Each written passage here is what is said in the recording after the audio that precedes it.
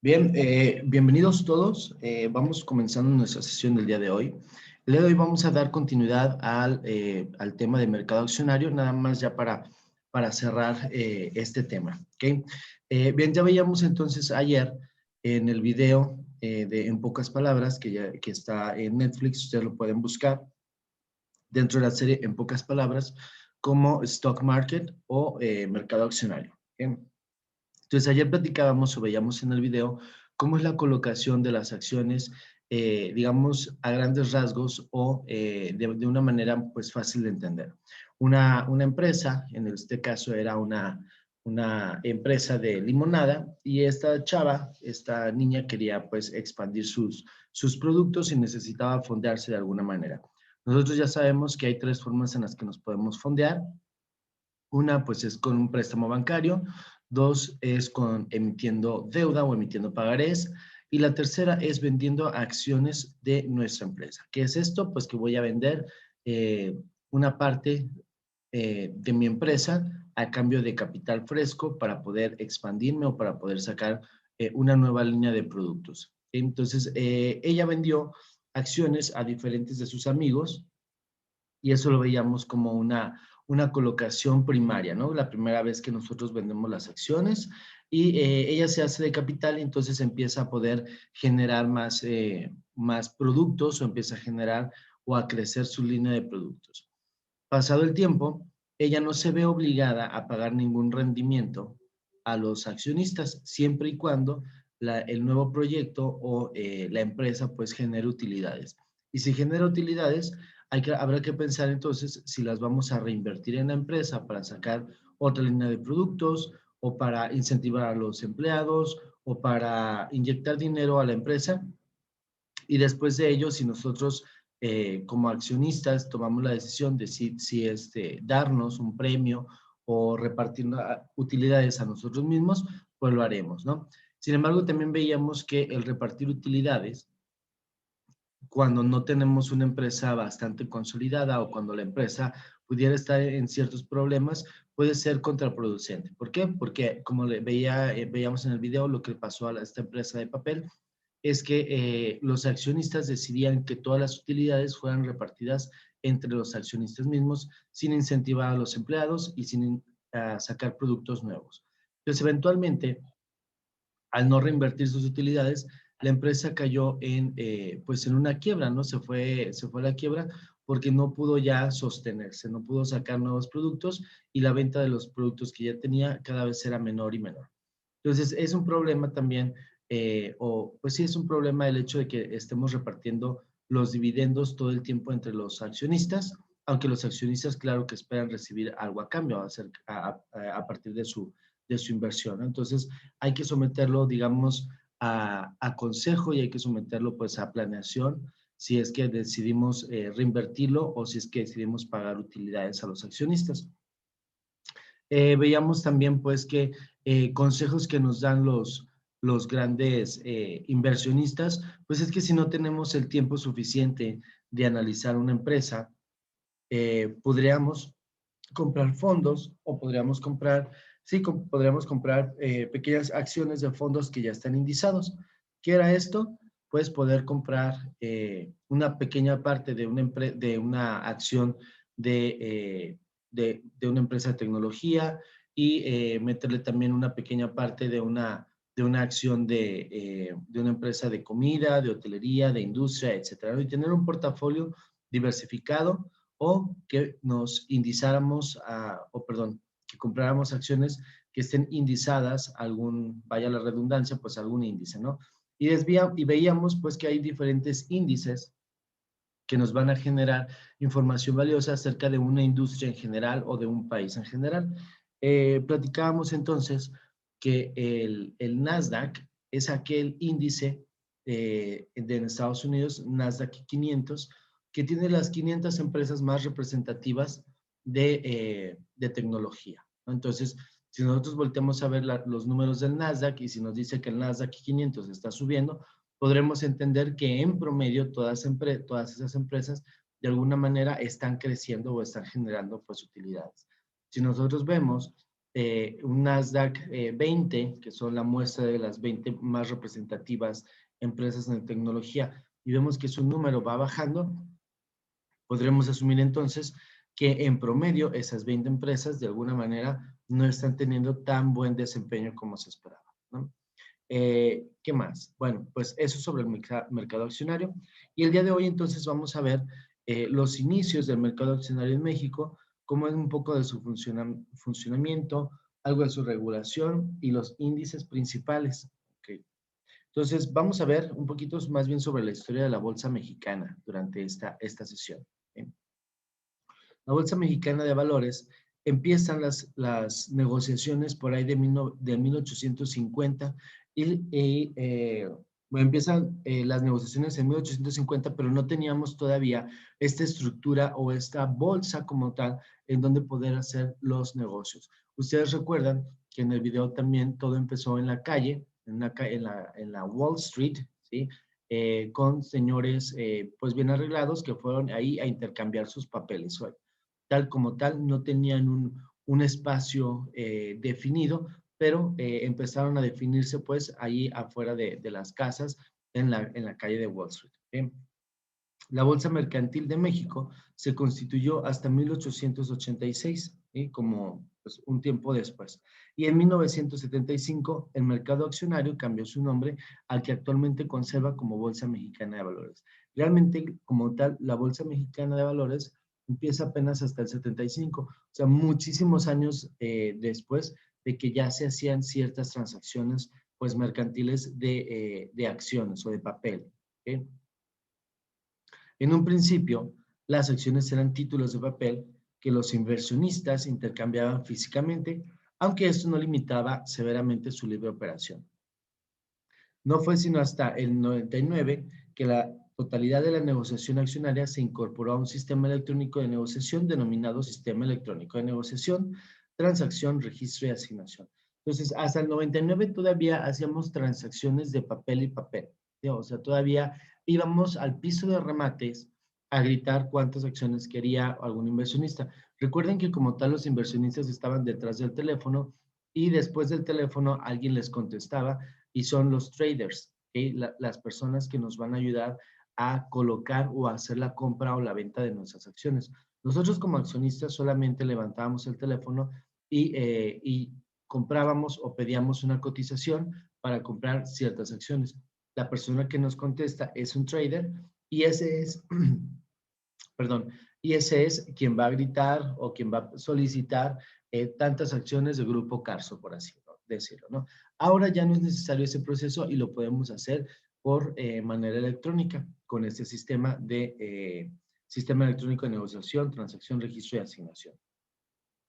A partir de este momento, el intercambio de acciones ya no se realiza de mano a mano, sino mediante los registros electrónicos. O sea, cuando tú tienes acciones, pues ya no vas a tener, o a lo mejor por mera formalidad, pudieras tener un papel que hasta puedes enmarcar que diga una acción de Grupo Carso, por así decirlo, ¿no? Pero en realidad no es necesario este papel o no es necesario ni entregarlo ni pedirlo, porque ya existe un registro de quién tiene qué acciones. Entonces, ahora mismo ya no existen ese tipo de papeles, sin embargo, existen solamente los registros electrónicos. Para que una empresa coloque o liste sus acciones, nosotros decimos que tienes acciones listadas en la Bolsa Mexicana de Valores, tienen que acudir a una casa de bolsa, quien además de brindarle asesoría en su colocación de acciones, pues también te da también ciertos beneficios y privilegios con un análisis, te lleva de repente ciertos, pues sí, estadísticas de compras y de ventas. ¿Okay? Entonces, para que nosotros podamos listar o salir en bolsa, necesitamos a un intermediario.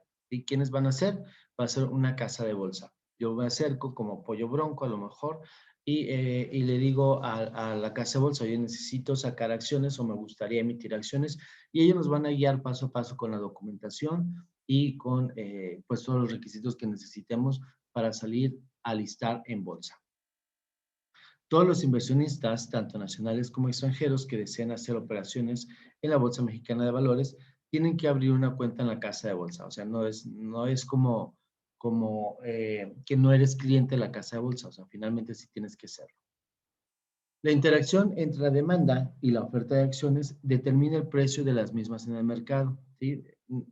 Ya lo platicamos hace unos días también, que la oferta y la demanda de mis acciones es lo que va a determinar el precio de en cuánto se va a listar en bolsa mi acción. Y en el video nos platicaban también que si los accionistas empiezan a hacer recompra de las mismas acciones, pues van a inflar el precio de la acción, ¿sí? ¿Qué es lo que va a suceder? Que aparentemente van a crear una falsa demanda, es decir, un falso mensaje digamos, a la sociedad de que todo el mundo quiere o muchas personas quieren comprar esas acciones y el precio automáticamente va a subir. ¿Qué es lo que sucede? Que fácilmente se puede desinflar esa burbuja y pudiéramos caer pues en la falsa alarma de que la empresa está muy bien, ¿sí? Entonces, pues lo más sano sería pues dejarlas a oferta y a demanda y quien realmente quiera comprarlas, pues que lo haga sin estar inflando el precio por una recompra de acciones. En el caso de compañías que no cotizan en la bolsa, existen múltiples métodos para realizar una evaluación accionaria, ¿sí? O sea, ¿qué es esto de una evaluación accionaria? Es prácticamente la evaluación de nuestra empresa. Si yo quisiera evaluar cuánto cuesta mi pollería, por ejemplo, pues tengo que hacer estos métodos, ¿no? ¿Cuál es el método? Pues el más utilizado es calcular el valor presente de los flujos de efectivo que se espera recibir de la empresa. ¿Ustedes saben lo que es esto del flujo de efectivo?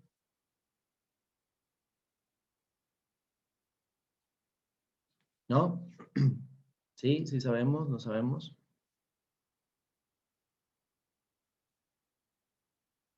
No, profe. No, ok. El flujo de efectivo es tal cual cuánto dinero es el que yo voy a, digamos, a obtener por mis operaciones o mis utilidades que yo pudiera obtener en mis operaciones durante determinado tiempo. Vamos a decir que vamos a calcular el flujo de efectivo de los próximos 6 meses. Y yo normalmente tengo una tendencia de venta mensual de 20,000 pesos, ya quitándoles todos los gastos, gastos de operación, gastos de sueldos, salarios, recompra de inventarios, etcétera, y al final me da una operación de 20,000 pesos mensuales, ¿sí? Si yo multiplico, lo estamos haciendo como muy roughly, o sea, como muy, digamos, a la carrera. Si yo multiplico 20,000 pesos por 12, me va a dar 240,000 pesos anuales, ¿sí? Eso es lo que yo, digamos, saco de utilidad cada año, ¿ok? Más o menos. Estoy inventando, ¿no? Eso sería como mi flujo de efectivo del primer año. Entonces, si yo quisiera evaluar mi empresa, puedo decir, el flujo de efectivo durante los próximos 3 años son 240,000 por 3, serían 720,000. O sea, 720,000 es lo que vale mi empresa, por así decirlo, de aquí a los próximos 3 años, operando tal y como estamos, ¿no? Le podemos agregar también o es válido agregarle ciertos factores de crecimiento. Vamos a decir que yo espero en el primer año eh, crecer un 5%, entonces serían 240,000 por el factor de crecimiento, que sería del 5%, y en realidad ya el segundo año ya te tendría o esperaría un flujo de efectivo de 252,000 contra 240 iniciales. Entonces, así es como nosotros vamos a hacer una evaluación. Voy a calcular cuánto va a ser el ingreso que yo espero durante este año, el siguiente, y a lo mejor puedo decir, estoy haciendo una evaluación de mi empresa de los próximos 5 años y espero recibir, no sé, cada año 250,000 con una tasa de crecimiento del 5%. Y así es como puedo presentar a alguien un proyecto. ¿Quieres invertirle en mi pollería? Pues estos son las utilidades que estoy generando cada año y esto es lo que yo espero crecer durante los próximos 5 años. Y así es más o menos como podríamos vender el proyecto de una evaluación, ¿sí? Entonces, las personas que no utilizamos bolsa o los negocios que no utilizan bolsa, ¿qué es lo que pueden hacer? Pues pueden hacer una evaluación accionaria. Ahora, ya tenemos el dato que el próximo año son 250,000 en flujo de efectivo y pues si tú quieres invertir en esto, pues yo te pediría a lo mejor unos, no sé, voy a inventar unos 50,000 pesos para que puedas obtener una acción de 10 acciones, por así decirlo, ¿no? Y tal vez podríamos entonces, digamos, jugar con esta información. Bien, la Bolsa Mexicana de Valores desarrolló varios índices para medir el desempeño del mercado accionario mexicano en su conjunto. El más importante es el Índice de Precios y Cotizaciones, o IPC, que normalmente cuenta con 35 emisoras. ¿Qué es una emisora? ¿Recuerdan? Ayer lo platicamos. ¿Qué es una emisora?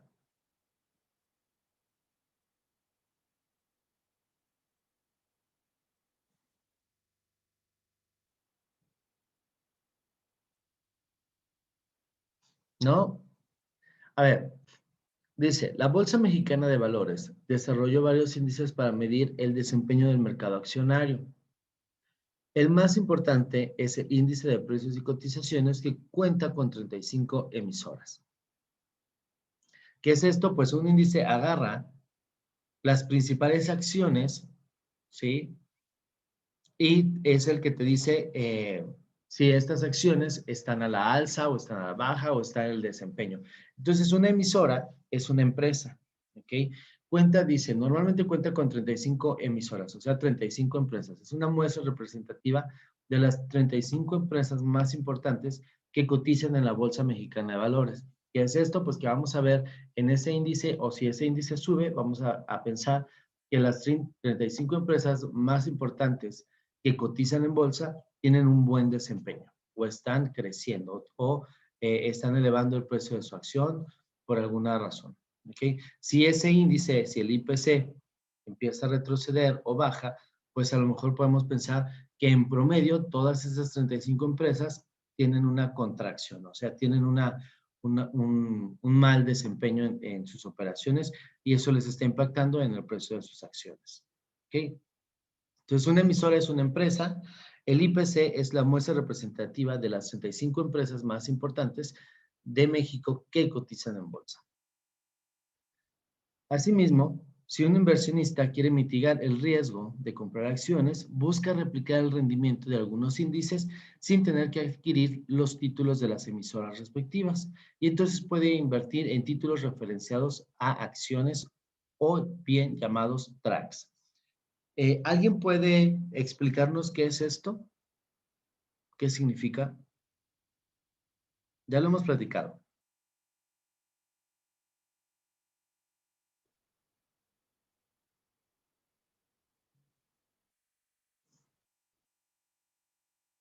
A ver, vamos a volverlo a leer. Si un inversionista quiere mitigar el riesgo de comprar acciones, busca replicar el rendimiento de algún índice sin tener que adquirir los títulos de las emisoras respectivas. A estos títulos referenciados les vamos a llamar TRACs. ¿Qué es esto? Ya lo platicamos, a ver.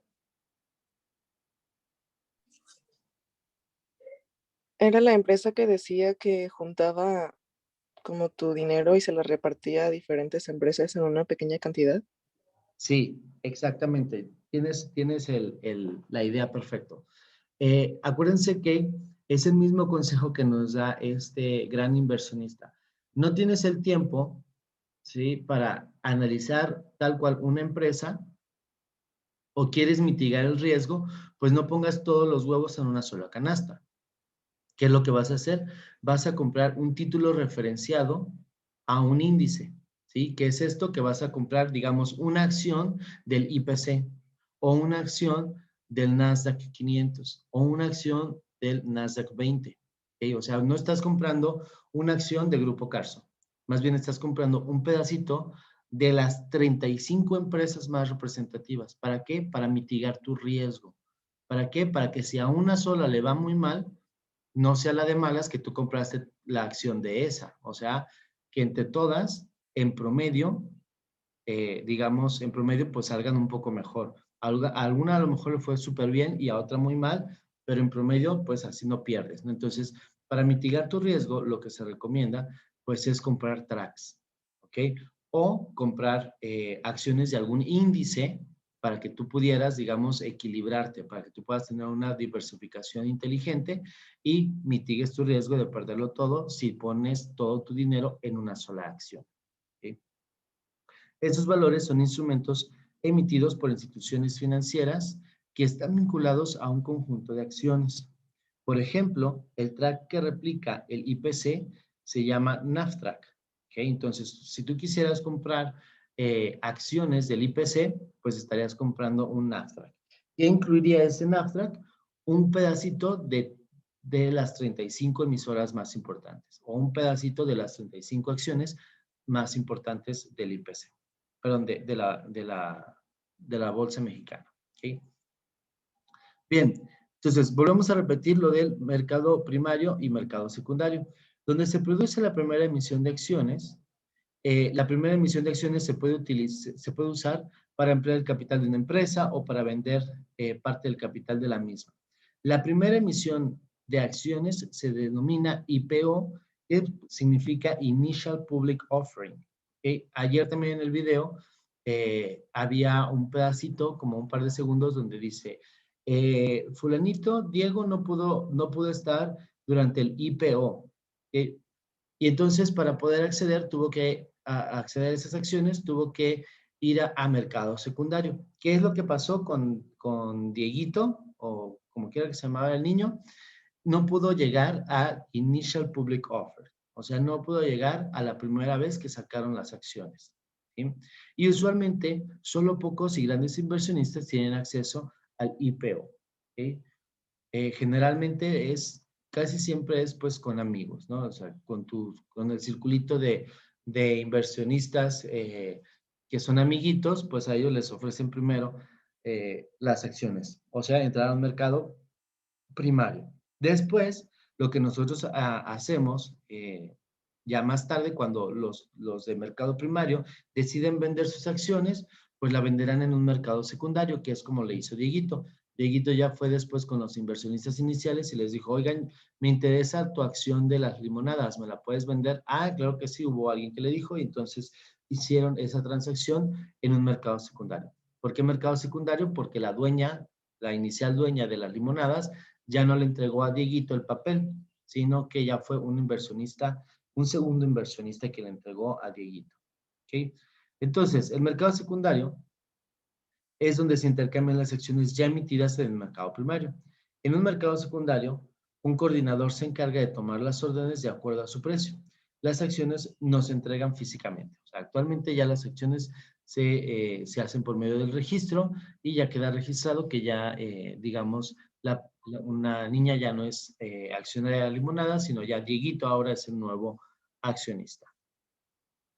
Los mercados accionarios más importantes por su tamaño se localizan en tres puntos. En Nueva York se encuentra el New York Stock Exchange y el National Security Dealers Automated Quotation, que es el NASDAQ. ¿Sí? Recuerden que hablábamos sobre el NASDAQ, donde tiene también una muestra NASDAQ 500, que es el que tiene la muestra de las 500 empresas más representativas, y el NASDAQ 20, el de las 20, ¿no?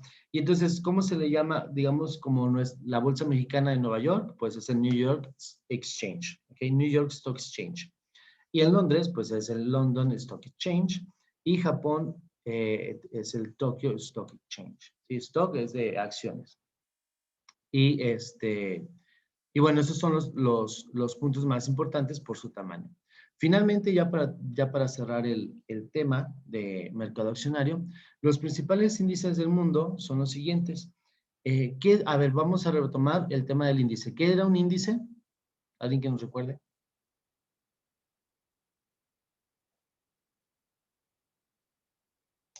Como un indicador, ¿no?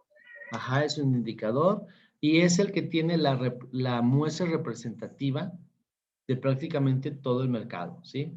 Un índice, cuando vamos a hablar de el índice IPC, el índice Nasdaq, el índice CAC 40, entonces estamos escuchando que son las que toman la muestra de las empresas más representativas, ¿ok? Entonces en Asia vamos a tener el índice Nikkei 225. En Estados Unidos, pues tenemos el Dow Jones, que es de los más importantes, el Nasdaq 100, el Standard & Poor's 500, el Nasdaq Composite, ¿sí? Entonces también, o sea, hay por ejemplo acá 4 que seguramente se diferencian porque algunos son de tecnología, algunos son de industria, algunos de desarrollo, etcétera. Entonces vamos a, después veremos de qué se trata cada uno. En Europa tenemos el IBEX, el IBEX 35, el BEL 20, el DAX, el CAC 40, que es el de Francia, el FTSE, el PSI 20, el Eurostoxx 500, el ECO 10 y tal vez haya otro de abajo que no se ve. Y en Latinoamérica tenemos obviamente pues el IPC de México, el Merval, no sé de dónde sea, el IPSA, el Lima Índice General y el IGBC. ¿Okay? Entonces estos son los principales índices del mundo. También hay que tomar nota porque puede ser que venga en el examen. ¿Okay? Y bueno, con eso vamos cerrando el tema de mercado accionario. Y preguntas acerca de este tema, mercado accionario.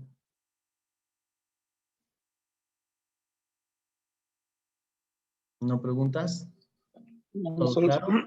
solamente me puede repetir qué eran los OMC o la diferencia, lo que dijo Laura. Es que no lo escuché muy bien. Ay, ¿los qué, perdón? Ya no, me perdí. ¿Los que dijo Laura? ¿Los índices? ¿O qué era? ¿Qué habrá sido? Sí, los índices y Los tracks. era otra. Ah, ¿Qué, los perdón? los tracks. Sí, A ver, los sí, tracks. los tracks y había dicho otro. Ok, bueno, vamos a intentar volver. Los tracks son, en lugar de que tú compres una acción, vamos a ponerlo en la presentación. Se cuenta, tú tienes,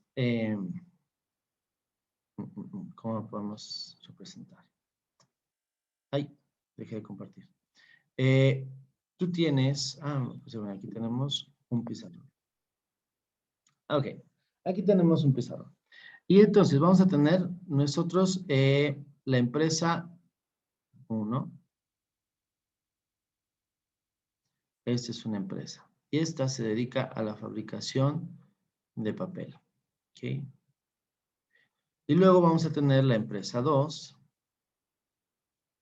Y esta empresa se dedica a la tecnología. ¿Ok? Esta es la empresa 2. Y luego vamos a tener otra empresa que se va a dedicar a la construcción. ¿Ok? Y luego vamos a tener otra empresa que se va a dedicar a la, ¿qué te gusta? A la hotelería. Esta se va a dedicar a la hotelería. ¿Ok? Entonces, todas estas empresas dicen, bueno, yo quiero vender mis acciones y todas estas empresas van y cotizan a un lugar que se va a llamar la Bolsa Mexicana de Valores. La Bolsa Mexicana de Valores. ¿Ok? Entonces, la Bolsa Mexicana de Valores dice, bueno, vamos sacando, bueno, tú para empezar como inversionista, dices, bueno, vamos a ver cuáles son las empresas que yo tengo opción de comprar acciones. Bueno, pues la Bolsa Mexicana de Valores te dice, tú tienes opción de comprar de la empresa 1 y su valor es de 100 pesos. De la empresa 2, su valor es de 300. ¿Ok? De la empresa 3, su valor es de 50 pesos. Y de la empresa 4, su valor es de otros 50 pesos. ¿Ok? Ok. Bien. Total que tú dices, bueno, a mí me gustaría comprar, pues, de la empresa 3, digo, de la empresa 2, porque esta, al parecer, es a la que le está yendo mejor. Por alguna razón, por su buen desempeño, tiene el valor de acción de 300 pesos. ¿Ok? Sin embargo, si tú inviertes todo tu dinero en la empresa 2, pues está sujeto a alzas y bajas de solamente esta empresa. ¿Ok? Entonces, el IPC o el índice dice, bueno, lo que yo voy a hacer es, voy a juntar el valor de todas estas acciones 400, 500, ¿ok? 500, digamos que es el valor del índice en el primer año. En el siguiente año, X, ¿no? O sea, para hacerlos prácticos, subió a 600, ¿ok? ¿Qué quiere decir? Que por alguna razón el desempeño de todas estas, pues ya está en 600 o se está subiendo. El año 3 bajó a 400, ¿ok? Es muy posible que si a lo mejor tú hubieras invertido solamente en la empresa número 2, a lo mejor el siguiente año hubieras obtenido, el precio de la acción hubiera subido, el precio de la acción hubiera subido a 400 y tú hubieras tenido un rendimiento. Pero es posible también que durante el año 3 esta tal vez bajó hasta 100 y aquí tu caída pudo haber sido muy fuerte, ¿ok? O sea, bajaste de 400 hasta 100, bajaste 300. Pero si tú compraras una acción, un pedacito de este que está indizado, este es el índice, ¿ok? Si te fijas, la caída no fue de 300, sino fue solamente de 200, ¿ok? Entonces mitigaste la caída, ¿ok? Entonces, los tracks son acciones del índice, ¿sí? Entonces, cuando nosotros invertimos en tracks, no invertimos en una acción específica, sino que invertimos en el promedio de las 4 acciones que cotizan en la bolsa. ¿Sí? ¿Más o menos quedó claro? Sí, profe. Ok, eso fue lo del track. ¿Qué era la otra pregunta? Ya no me acuerdo.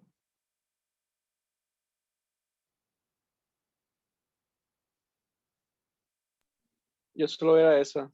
¿Solo era esa? Ok. Bueno, pues eso es lo del track. ¿Qué más? ¿Qué más? La próxima semana, recuérdenme, creo que tenemos examen. Ya es nuestro examen parcial.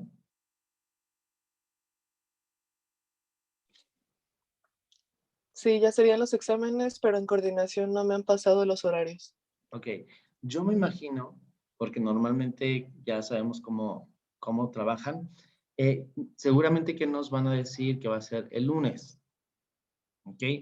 Si fuera el lunes, las 2 sesiones las vamos a tener para el examen. Igual si fuera el martes, 2 horas para el examen. ¿Ok? Si es el lunes, el martes sí tenemos clase. Si es al revés, pues entonces el lunes sí tendremos sesión y el martes la dejaríamos para examen. ¿Ok? ¿Qué es lo que vamos a tener en el examen? Vamos a ver.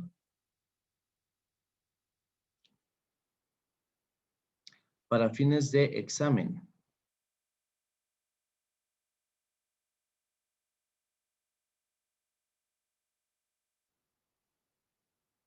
Para fines de examen vamos a tener sistema financiero. Perdón, déjame activarlo.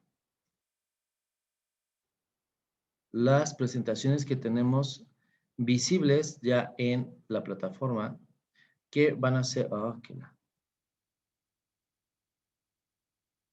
que van a ser sistema financiero, parte 1, parte 2, activos reales contra activos financieros, colocación de acciones en la Bolsa Mexicana de Valores, que son los requisitos, o sea que a grandes rasgos sepas lo que tienen que presentar, mercados financieros, que fue lo que vimos ayer, y el mercado accionario, que fue lo que estamos viendo hoy. Igual ayer vimos la parte del video, que es, o sea, no voy a tomar preguntas pues, específicas del video, pero pues sí, con el tema de mercado accionario, que ya está aquí la presentación, de ahí sí se toman pues preguntas un poquito más específicas. Entonces, ¿qué es lo que viene en el examen? Mercado financiero, activos reales, acciones en la Bolsa Mexicana de Valores, mercados financieros y mercado accionario. Eso es lo que viene en el examen.